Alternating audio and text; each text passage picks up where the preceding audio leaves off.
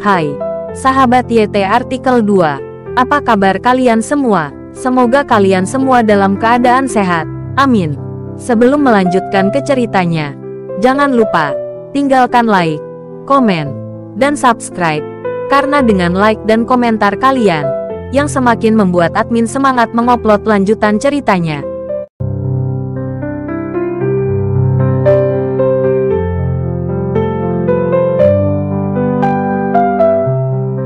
Episode 479. Kisah Aditya, anak bos besar yang berpura-pura miskin. Melihat kebaikan Okta dan Doni, Aditya merasa sedikit lucu. Ayah dan anak ini benar-benar tidak tahu malu.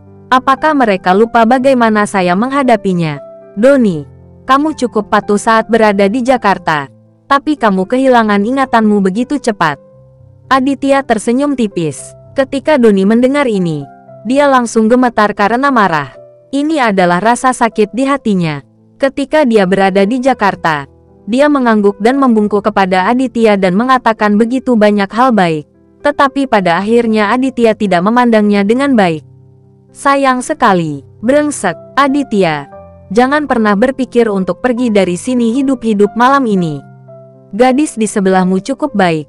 Aku akan menjaganya untukmu. Bergegas. Dia mengutuk Aditya. Aditya melihat dan melihat bahwa anak laki-laki yang datang tidak lain adalah Ridwan. Bentak, tanpa mengucapkan sepatah kata pun, Aditya menamparkan Ridwan. Bagaimana Ridwan bisa menahan tamparan Aditya?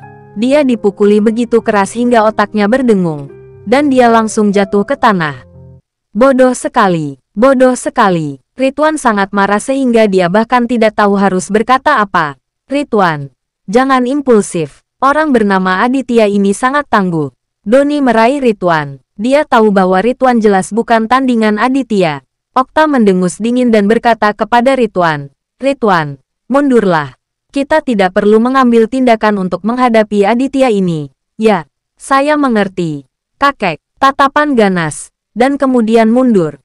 Tentu saja anak ini mengerti. Kakeknya, kali ini membawa orang yang luar biasa. Oke Aditya. Kamu cukup kuat. Begitu banyak orang yang tidak bisa melakukan apapun padamu. Tapi kamu mati malam ini. Okta selesai berbicara dengan nada berpikir, bertepuk tangan, dan melihat ke belakang mobil bisnis. Pintu mobil bisnis terbuka, dan seorang pria muda berjas dan berdasi keluar. Pria ini cukup pendek, tetapi berpakaian bagus, dan mata kecilnya tajam. Tangannya ada di belakang punggungnya, memegang sesuatu yang tidak diketahui. Yang Mulia Matsushima Jiro, orang ini adalah Aditya. Okta berlari ke arah pemuda itu, tersenyum genit, dan berbalik untuk menunjuk ke arah Aditya. Oh ya, jangan khawatir, Tuan Okta, saya akan membuat Anda puas. Orang bernama Matsushima Jiro ini mencibir dan berkata kepada Okta dalam dialek Jepang yang sangat canggung. Okta mengangguk penuh semangat dan berkata kepada Matsushima Jiro, baiklah, Tuan Matsushima. Saya sangat percaya pada kekuatan Anda. Hehe. Setelah mengatakan itu, Okta melangkah ke samping dan menatap Aditya dengan senyum bangga. Doni dan Ridwan juga terlihat bangga. Mereka merasa dengan adanya Matsushima Jiro, Aditya pasti akan hancur. Tuan, mereka juga menemukan orang-orang dari Jepang. Rianti melihat semua ini dengan heran. Dia berbisik kepada Aditya. Wajah Aditya juga menjadi gelap, dan dia merasa sedikit marah. Yang paling dia benci dalam hidupnya adalah orang-orang dari Jepang. Tuan Aditya, saya punya permintaan kecil sekarang. Saya harap Anda setuju. Matsushima Jiro tersenyum arogan dan mendatangi Aditya dan berkata, jika kamu membual, biarkan saja, kata Aditya dingin. Matsushima Jiro tertegun sejenak, tetapi dia juga mengerti bahwa kata-kata Aditya sedang memarahinya. Tuan Aditya, sebaiknya Anda bersikap sopan kepada saya. Jika tidak, saya akan membuat kematian Anda sangat menyakitkan nanti, kata Matsushima Jiro dengan galak. Aditya juga terdiam. Dari mana datangnya orang seperti itu? Dia terdengar sombong. Apakah kamu sudah selesai bicara omong kosong? Lakukan gerakanmu dulu. Aditya tersenyum dingin dan memberi isyarat agar Matsushima Jiro mengambil tindakan terlebih dahulu. Apa maksudnya omong kosong? Matsushima Jiro tidak mengerti apa yang dikatakan Aditya. Tuan Matsushima Jiro, berhentilah berbicara dengan Aditya. Dia memarahimu. Cepat tangani dia. Doni berteriak dari belakang sekuat tenaga. Kamu bajingan. Beraninya kamu memarahiku. Umpat Matsushima Jiro. Kemudian dia mengungkapkan pedang kerajaan Tori yang tersembunyi di balik punggungnya. Aditya tahu bahwa Matsushima Jiro ini diundang oleh Okta untuk menghadapinya secara khusus. Melihat postur ini, Matsushima Jiro masih memiliki beberapa trik. Tapi Aditya tidak ingin terbiasa dengan orang ini. Saat ini, dia sedang berkonsentrasi mempersiapkan pertempuran dan tidak mengambil tindakan pertama. Matsushima Jiro adalah orang pertama yang mengambil tindakan. Dia mengayunkan pedang kerajaan Tori di tangannya dan memukul kepala Aditya dengan kecepatan yang sangat cepat. Aditya sedikit mengernyit.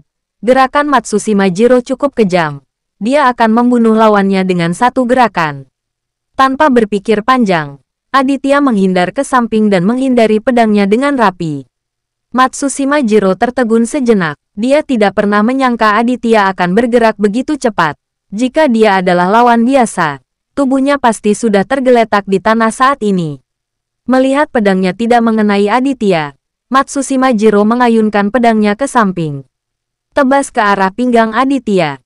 Tuan, hati-hati. Rianti tidak dapat menahan diri untuk tidak berteriak dari samping.